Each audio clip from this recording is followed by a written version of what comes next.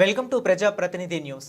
Party ఫిరాయించిన BRS ఎమ్మెల్యేలపై జగదీష్ రెడ్డి తీవ్ర విమర్శలు చేశారు. స్పీకర్ ఇచ్చిన నోటీసులు స్పందిస్తూ తాము బీఆర్ఎస్లోనే ఉన్నామని, కాంగ్రెస్లో చేరలేదని ఎమ్మెల్యేలు చెప్పడం చూసి ప్రజలు నవ్వుకుంటున్నారని ఆయన ఎద్దేవా చేశారు. సీఎం రేవంత్ రెడ్డి కప్పింది పార్టీ కండువా కాదు, జాతీయ జెండా అని అనడంపై ఆయన వ్యంగ్యాస్త్రాలు సంధించారు. ప్రజాస్వామ్యాన్ని అపహాస్యం చేసేలా వారి చర్యలు ఉన్నాయన్నారు. పార్టీ ఫిరాయింపులపై సుప్రీంకోర్టు ఇచ్చిన ఉత్తర్వులు స్పీకర్కు అందిన తరువాత వారు ప్రతిగా ఇచ్చిన సమాధానాలు ఆశ్చర్యంగా ఉన్నాయని అన్నారు. వచ్చిన బహిరంగంగా ఎవరినైనా మోసం చేయొచ్చు, కోట్లాది మంది ప్రజలకు గంతలు కట్టొచ్చు అనే మూర్ఖపు ఆలోచనలకు నిదర్శనం వీళ్ళ ప్రవర్తన అని అన్నారు. పార్టీ ఫిరాయించిన మా శాసనసభ్యులు ఎవరైతే ఉన్నారో వారు స్పీకర్ గారు ఇచ్చిన నోటీస్కి రాసిన సమాధానాలు చాలా బలహీనంగా ఉన్నాయి. ప్రజలు చూస్తే నవ్వుకుంటట్టున్నాయి, ఒక రకంగా అసహించుకుంటట్టు కూడా ఉన్నాయి. మేము బీఆర్ఎస్ పార్టీలోనే ఉన్నాం. బీఆర్ఎస్ నాయకత్వం పైన మాకు ఇంకా విశ్వాసం ఉంది. మేము కాంగ్రెస్లో చేరలేదు. ముఖ్యమంత్రి మాకు గప్పింది కాంగ్రెస్ కండువా కాదు, మన జాతీయ జెండా 3 రంగులు ఏదైతుందో 3 రంగుల కండువా గప్పిండు, కానీ కాంగ్రెస్ కాదు, మేము చేరలేదు అని చెప్పేసి ఉన్నాయి. ఎవరు రాసినా గంతే రాసిండ్రు. ఇది చూసి ప్రజలు ఎవరుకోవాలి? ఇవాళ ఒకరిని మోసం చేస్తుండొచ్చు, 2 రోజులు ఇద్దరిని ఒకనాడు మోసం చేయొచ్చు, లక్షలాది కోట్లాది మంది ప్రజలకు కూడా కళ్ళ గంతలు కడతారా? ప్రజలు అసహించుకుంటారన్న సోయి కూడా లేదు. స్పీకర్ నోటీస్ వేయగానే ఏం చేసారు? మీరు ఎక్కడికి పోయినరు?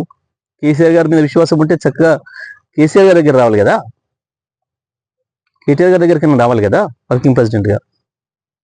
సార్ మేమేం పార్టీలు మారలేదు, మేము నియోజకవర్గాల అభివృద్ధి కొరకే పోయినాం, మరి ఇట్లా నోటీసులు ఇచ్చిండు స్పీకర్ గారు, మీరు పిటిషన్లు ఇచ్చినారు మన ఎమ్మెల్యేలు, మన జనరల్ సెక్రటరీలు, కాబట్టి మేము మీతోనే ఉంటాం కాబట్టి ఇక ఉపసంహరించుకోవడానికి కేసీఆర్ దగ్గర రావాలి కదా వాస్తవానికి. కానీ ఎక్కడ పోయినారు? రేవంత్ రెడ్డి దగ్గర పోయినారు. రేవంత్ దగ్గర పోయి కాపాడిన మహాప్రభు అని చెప్పి కాలపట్టుకొని ఏదో చేసి ఏదో తిప్పలబడుతున్నారు.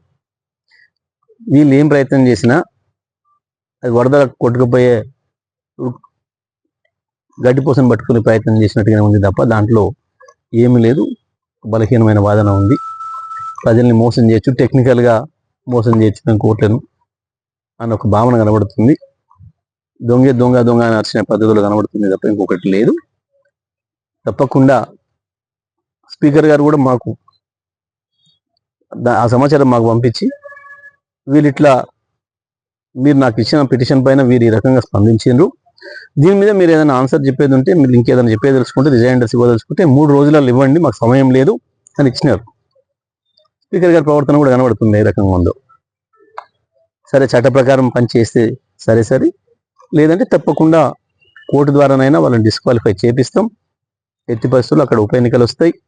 ఉప ఎన్నికలలో ప్రజలు కూడా వీళ్ళకి బుద్ధి చెప్తారు, తగిన గుణపాఠం చెప్తారు. వీళ్ళ రాజకీయ జీవితాలకు ఇదే చివరవుతుంది, అందులో ఏం సందేహం లేదు. సరే, రేవంత్ కాపాడలేడు, ఎవరు కూడా కాపాడలేడు, వీళ్ళను సాధ్యం కాదు. ఇంత బహిరంగంగా దొరికిపోయి టెక్నికల్గా 2 రోజులు తప్పించుకోవచ్చు, స్పీకర్ మీ దగ్గర ఉన్నారు కాబట్టి.